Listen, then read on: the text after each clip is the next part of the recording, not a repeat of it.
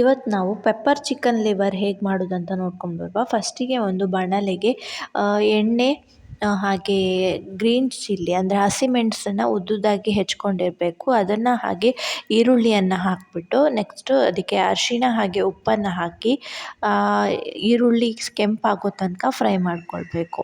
So ಇದಕ್ಕೆ ನಾವು next 1 spoon ಆಗುವಷ್ಟು ಶುಂಠಿ ಬೆಳ್ಳುಳ್ಳಿ ಪೇಸ್ಟನ್ನು ಹಾಕಿ ಶುಂಠಿ ಬೆಳ್ಳುಳ್ಳಿ ಪೇಸ್ಟ್ ಹಸಿ ವಾಸನೆ ಹೋಗೋ ತನಕ ಫ್ರೈ ಮಾಡ್ಕೊಳ್ಬೇಕು.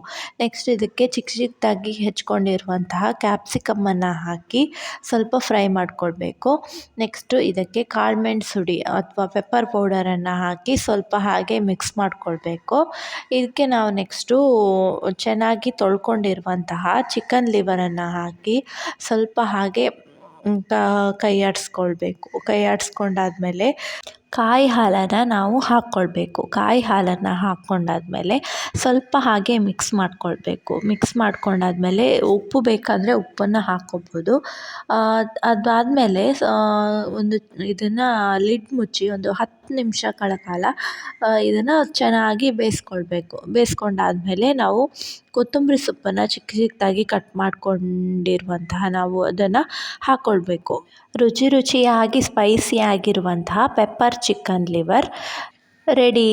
ಈ ರೆಸಿಪಿ ಇಷ್ಟವಾದಲ್ಲಿ ನನ್ನ ಚಾನಲನ್ನು ಸಬ್ಸ್ಕ್ರೈಬ್ ಮಾಡಿ.